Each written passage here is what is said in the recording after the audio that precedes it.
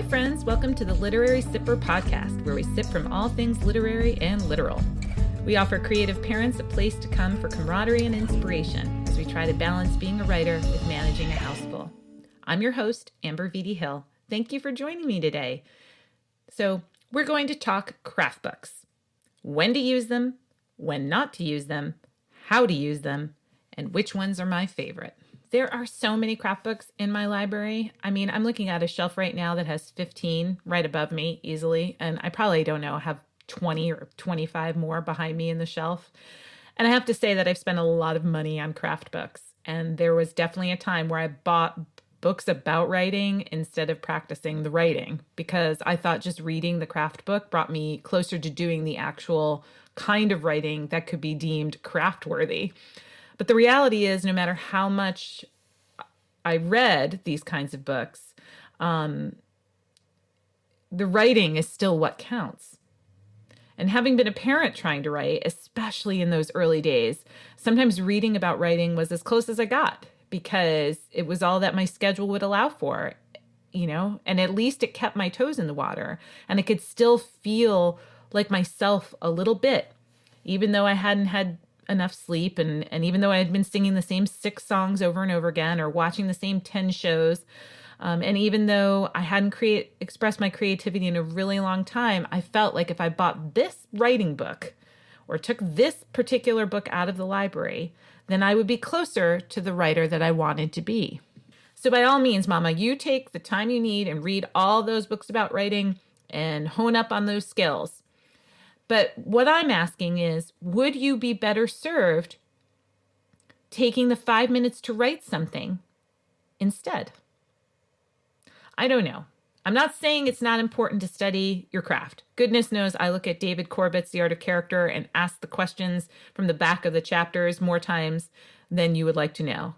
And the Robert Olin Butler book, From Where You Dream, is an essential part of my beginning any new project because it reminds me to be sense-oriented rather than explaining what the character is thinking all of the time.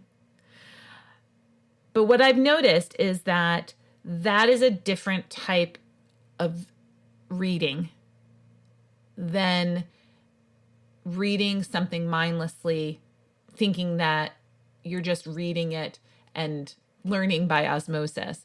It is reading a craft book to then apply that craft to your own writing within a time frame, not spending, 2 days reading a book and then maybe you don't think about it again until you're halfway through your project.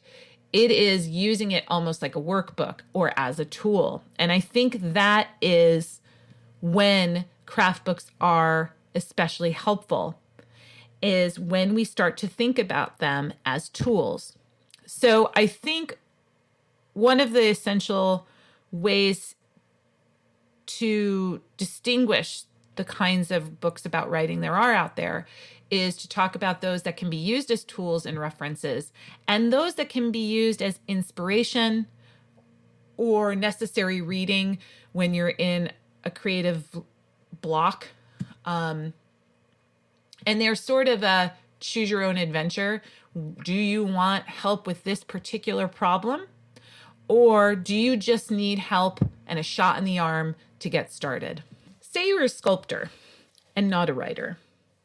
I think it's important to look at other sculptures, to see other techniques, materials, types of projects, scale, foundries that are used, to look at an artist's development over time, those early Rodin sculptures versus his later years, seeing something in person, being able to walk around it, investigate it from all sides. It's important to read about somebody's process or their journey with a particular piece or the history surrounding a piece. Was there a benefactor? Was it something that a gallery owner showcased only to private clients? Was it something that the artist kept for himself, or was it something meant to be showcased? All of these facets of being a sculptor are important. But if you never touch a piece of clay, you are not a sculptor. If you don't spend time touching the clay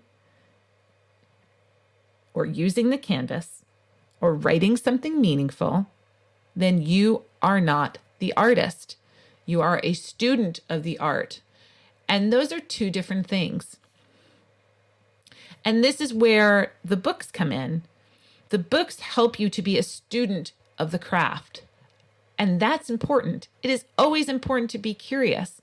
It is always important to expand your base of knowledge so you can get better. But the writing is the thing. When you're trying to balance being a mom and being a writer, sometimes it's a lot easier to read about writing. It doesn't require as much headspace in a way. So in that particular way of thinking, you can make excuses for yourself because you've still touched your art in some way or thought about it or ingested knowledge about it.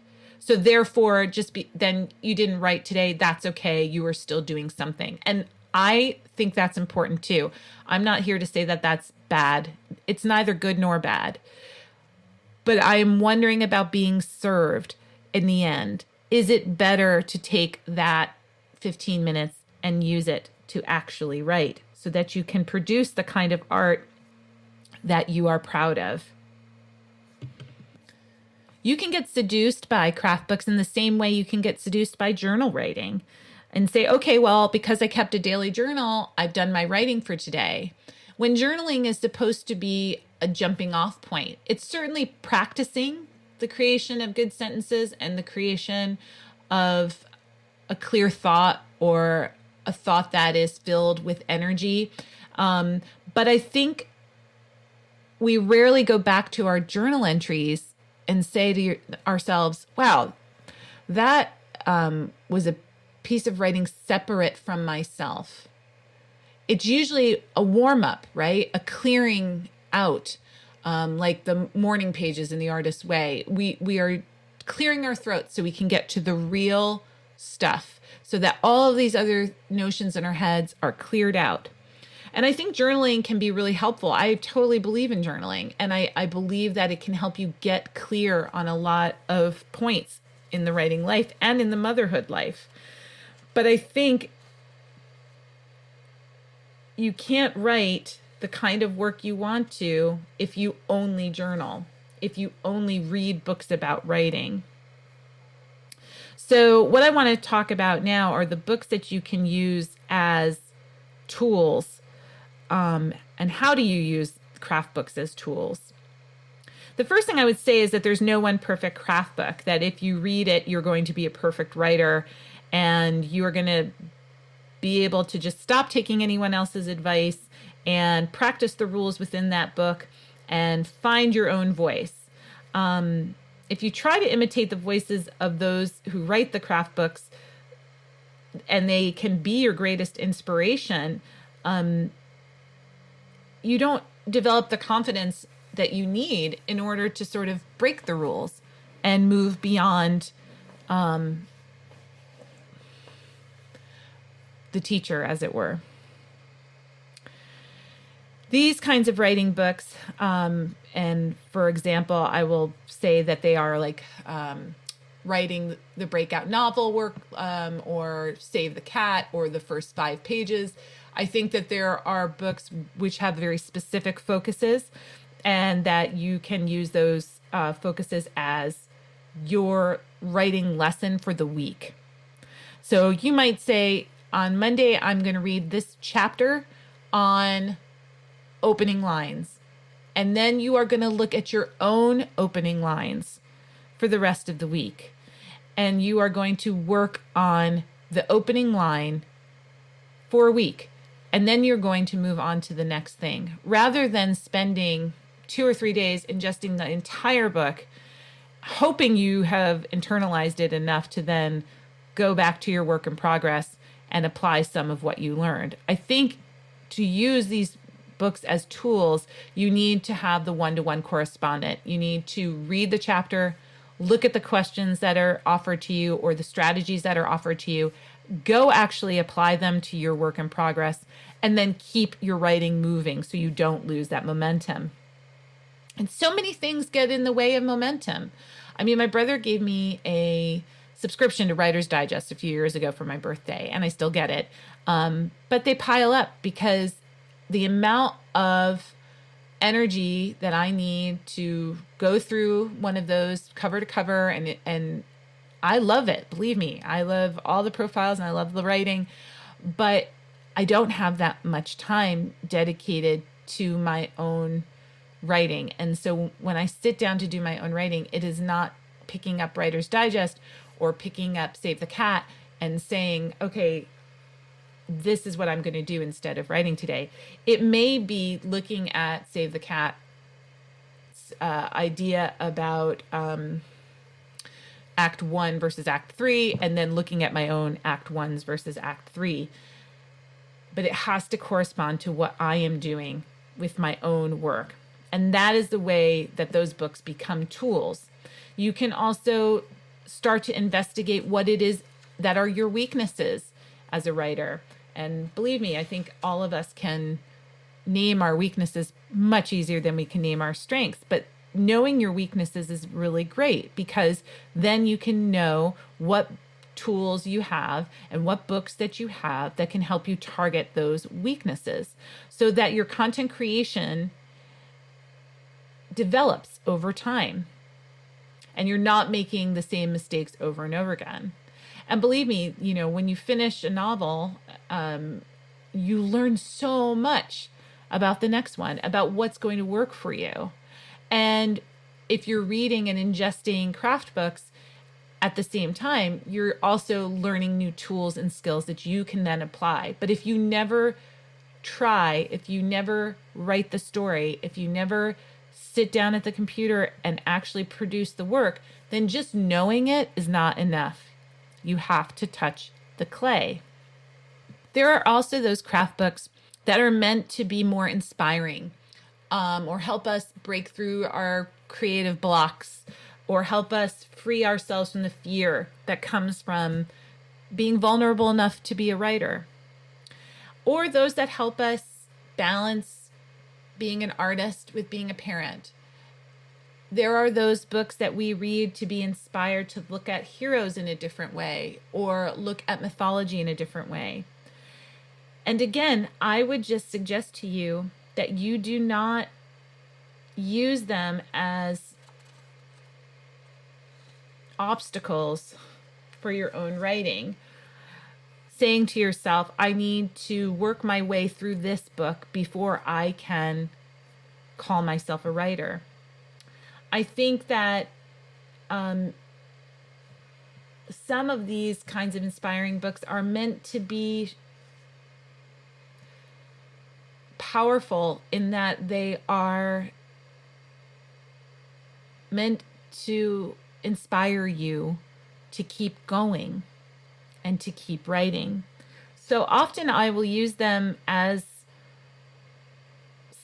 setups for my day, and I will read a couple of pages or set a timer for 5 minutes and put myself into one of those books to get into the headspace that I need to get in so that I can then get to the work that needs to be done for the day on the book, the short story, the poem, whatever it is that I'm working on. And those particular kinds of books, what come to mind for me are Natalie Goldberg's Writing Down the Bones, or Big Magic by Elizabeth Gilbert, or On Writing by Stephen King, that they are meant to be a homecoming, as it were, where you are inspired to be a creative person, where you recognize that even the most creative among us have thought and struggled with the same things that you are thinking and struggling with at your desk, that they are not unique to you, nor is it a judgment on how good a writer you are. It is simply being an artist in a world that tells you to be anything but an artist. And if you're a mom trying to balance your time, it's really easy to throw a craft book in your purse and take it to the park. And, when it's time for you to do the carpool pickup line, like take the craft book, that's the time you can allot to it. But I would also say throw a pack of index cards in your purse, because if you work on that one sentence for those 10 minutes, the one sentence that's been bothering you, you'll feel just as good. And you might even feel a little bit better, because sometimes when you're having a tough day, making time for writing, it is those little 5-minute bursts that can then lead you into the momentum you need to finish the word count that you want ultimately. So which ones are my favorites? That's really hard. I mean, craft books make great gifts. I'm just going to say the holidays are almost upon us, and they are certainly easy to come by. If you're like me, though, and have so many, people might have a hard time choosing one for you because you might have it already. But even so, I still think that they are worth giving. It's worth giving because it allows you to recognize those people in your life who are trying to write. But I would say the 3 that come to mind are primarily Writing Down the Bones by Natalie Goldberg, Steal Like an Artist by Austin Kleon, I think is an important book. It's a very small, beautifully illustrated book that I use as like a open it to any page and just go from there, because it really just elevates you, motivates you, and it's very modern and fun. And then, of course, the quintessential On Writing by Stephen King. Now, most likely, the writers in your life will have On Writing. They might even have Writing Down the Bones, but I bet you Steal Like an Artist they don't have, and that's a really great gift. But I would remind you at the end of the day that creative writing is anything but easy. And my favorite piece of advice comes from Natalie Goldberg in the chapter of her book entitled Writing as a Communal Act, where she says writers are great lovers. They fall in love with other writers, and that's how they learn to write. And it goes on to say that you shouldn't make writers different from you, that they are good and you are bad. Don't create the dichotomy. It makes it hard to become good if you create that duality. The opposite, of course, is also true. If you say I am great and they aren't, then you become too proud and unable to grow as a writer or hear criticism of your work. Just they are good and I am good. That statement gives a lot of space. And I think that is my final piece of advice for you guys when it comes to graph books. Use them as tools. Use them to elevate. And above all else, keep writing. Thanks so much for joining me today. I hope you guys are sipping on something good. I have my cinnamon tea right next to me since it's a cold and rainy Seattle afternoon. It's the perfect drink. But no matter what time of day, I hope you have something equally as tantalizing in front of you. Just a reminder for those moms out there, there is a 30-day journal free for you over on ambervdhill.com, so you can go get that PDF. It's a guided journal that helps you get at some of the reasons you want to write and some of the reasons that how you can work through some of the blocks that you might be having. And I will leave the links to the books that I mentioned in the show notes, so you can go head over and order one of those up for yourself or for another writer in your life. I hope you're all doing well, and keep writing.